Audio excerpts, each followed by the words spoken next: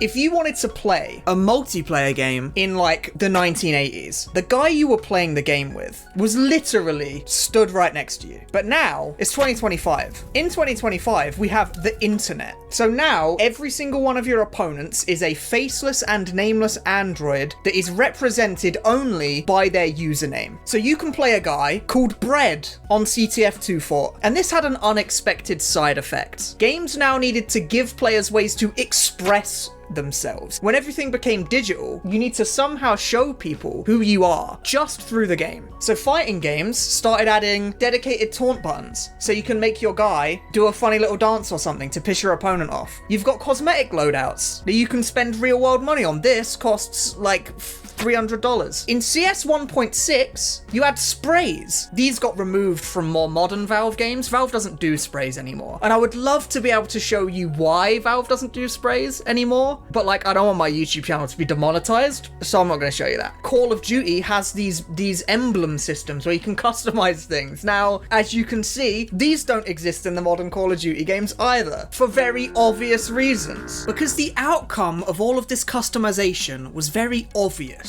The more ways people have to express themselves, the more ways people have to be toxic towards their opponents. Now, I want to address the elephant in the room. The biggest, most common way that people are toxic to each other is through chat. Someone telling you to get cancer and die in a League of Legends game, that's the way that people are toxic to you. But today I want to focus on the more creative ways people use to be toxic, the ways that people manage to troll or disrespect their opponents without actually saying anything. Because unsurprisingly, people have been coming up with really creative ways to do this since before I was even born. So I want to introduce you to a word. It's a word you probably all know. The word is BM. BM stands for bad manners. So BMing someone is essentially just doing something to disrespect them. And the term is believed to have originated from the original Starcraft. This game released in 1998, and all the way back then, in the very earliest days of multiplayer online video games, people were coming up with ways to piss each other off. So it's just, there's a reason. Oh my God, no he's not. No he isn't.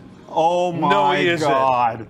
This is insane. People would do stuff like this. Right as you were gonna win the game, you would spam a bunch of little guys in the enemy's base just to be annoying. Now this specific example is Starcraft 2, but Starcraft 1 had the same thing. This was back in 1998, people were doing this. Now, Starcraft wasn't the only pioneer of BM, because now we have what's perhaps the most famous example. Halo Combat Evolved released. This game released in 2001, and on PC, it had like a very budding multiplayer scene. It was relatively popular, especially for the time, but the game had basically no customization to speak of. But despite that, people came up with the most famous and well-recognized piece of BM that gaming has ever seen. Because in Halo 1, people invented teabagging. You blow this guy's brains out, and then you walk up to him and you spam crouch on top of his head purely out of disrespect. All the way back in 2001, people were doing this. And teabagging transcended Halo very quickly. Like, basically every game with a crouch button has people doing this to you. So since we're talking about teabagging, I want to bring up one of my favorite examples of BM, because there's this game. It's called Dead by Daylight. Dead by Daylight is what you would call an asymmetrical multiplayer game. You've got 4 guys on one team who play as survivors, and they need to escape the match. And then there's one guy on the enemy team whose job is to kill all other survivors. Holy shit, I lost my best friend from middle school to that game.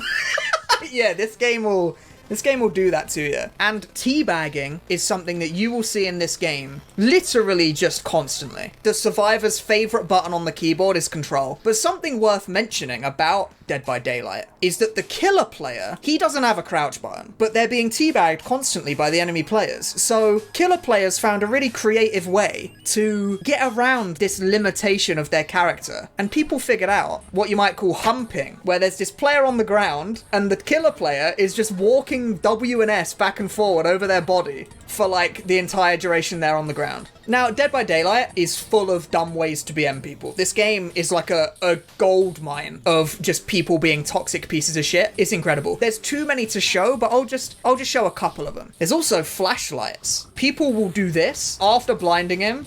They do this.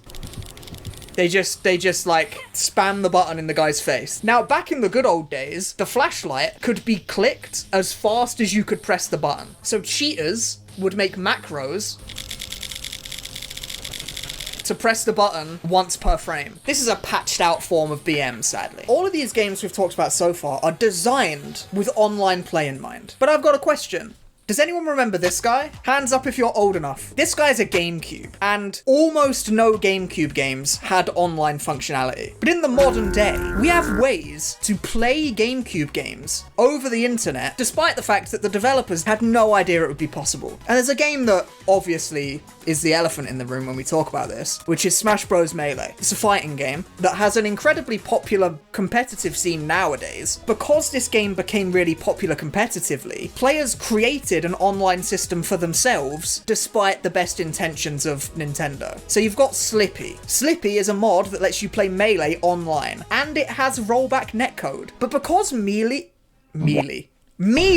because Melee wasn't designed with online play in mind, there's a couple features that just don't carry over well into an online space. You can pause the game in the middle of the match, and your opponent cannot unpause the game. Please hit.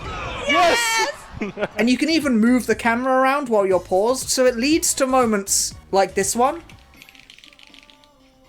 where he's completely out of control. If I want to be a toxic bitch on the internet, I can just pause and like zoom in on my fat belly. Specifically, that match was in a tournament, so you can't pause when queuing regular Slippy. Okay, fair enough. So if you did this in 2001, your friend who was sat next to you on the sofa would just like turn to you and punch you in the face, right? Like, stop pausing, don't be a dick. But over the internet, you're just completely mogged by the fat Yoshi. Like, what are you gonna do? You just stood there looking at his big belly. This is a perfect example of what you would call unintentional side effect BM. A game that had a feature that wasn't intended to be used in a toxic way, but people used it in a toxic way anyway. And I want to talk about another incredible example of this exact same thing, which is the Call of Duty 4 kill cams. Modern Warfare 1, the very first one, it released in 2007, and it was the first game to introduce kill cams, where you could see what your opponent had killed you with and how they killed you. Now, if someone hits a clip on you, seeing their kill cam's awesome. You know, if they 360 no-scope blow your brains out, that's sick. But another use case for this was to BM people. People would do stuff like this. They would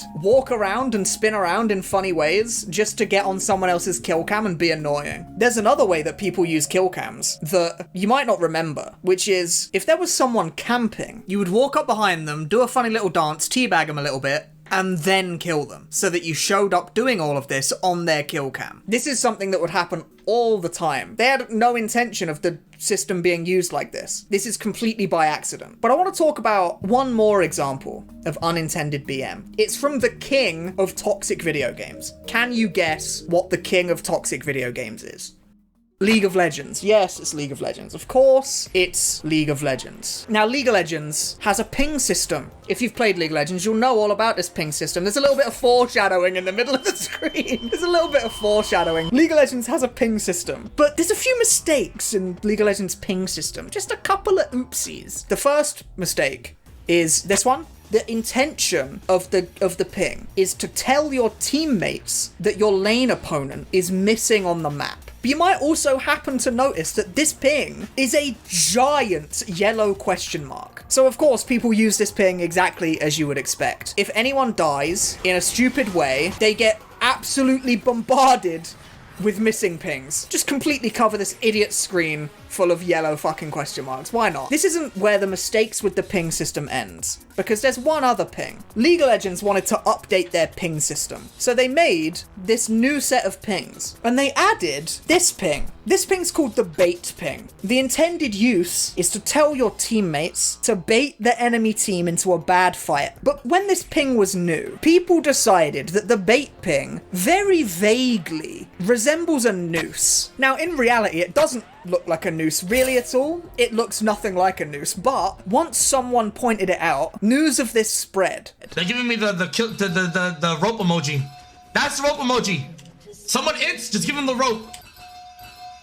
They're all telling me to kill He myself. literally calls it the rope emoji. So the only purpose was to tell your teammates to kill themselves. It was now just being spammed in the exact toxic way that the missing ping had been spammed in for years. Except it was 10 times worse than that. At least the missing ping was sometimes used in the correct way. Riot understood that this was happening, so they changed the way the bait ping looked. But by that point, it was already far too late. People had already decided that this was the kill yourself ping, so they just used it as the kill yourself ping, and it never went away. So after enough pushback, eventually this ping got removed. Rest in peace, the bait ping, I miss you. I just think about you every single day. Now, I showed you all of what I just showed you to prove one simple point. Developers of games have absolutely no control over toxicity in their games. League of Legends nowadays has some of the strictest chat filters that exist in any game. Look at this warning message that someone got in Teamfight Tactics. This is a real chat warning. It doesn't matter how strict you make the chat. If a player is angry enough at the game they are playing, people will find a way to tell you to kill yourself. They'll find a way. And the funniest part to me is that you're not even safe in mobile games. Look at this guy. If you've ever played Clash Royale, then this guy is seared like directly into your brain. People spam emotes so hard in this game that it's unbelievable. Professional Clash Royale player is getting investigated for racist taunts. What? So he would spam emotes against people based on their race. That's insanely fucking sad. I mean, that proves my point exactly, no? They don't have a chat, so they come up with creative ways to be racist. And you know, there's another mobile game. You got Hearthstone. Hearthstone has an emote system where you can make your character say stuff. And they used to have an emote that was, I'm sorry. Blizzard removed it because the only reason anyone used the I'm sorry emote was to BM you. It was the only time anyone used it, so eventually Blizzard just got rid of it. There's truly no way for developers to prevent this sort of thing from happening. Every single funny little system that they think is cute and neat that lets you do a little dance or lets you T-pose, it will be used to BM someone somewhere down the line. If you play games on a regular basis, you probably feel like games are overly toxic nowadays, and it might seem natural to want to blame the developers of the games for this. But the truth of the matter is that the devs can't stop toxicity, even if they wanted to. And the root cause of all of it is what we talked about at the beginning. Players want to stand out. They want to express themselves through the game. They want to be more than just a name tag on your scoreboard. So developers added ways for them to do this. They add skins and emotes and victory poses and banners and profile pages. Many of these things are even monetized in most popular live service games. Developers lean into these things by making customization. But the bottom line is that if you do want someone to blame, you need to point your finger at social media. You've got millionaires like Tyler 1, absolutely sprinting it down mid, live on stream. And this is how his entire career gets set off. This is the beginning of one of the most well-known famous streamers in the world, and he's just completely running it down. And there are dozens of other examples out there that you can probably think of immediately off the top of your head. So if you've been looking for someone to blame for this toxicity, you now know exactly where to point the finger. Thanks for watching.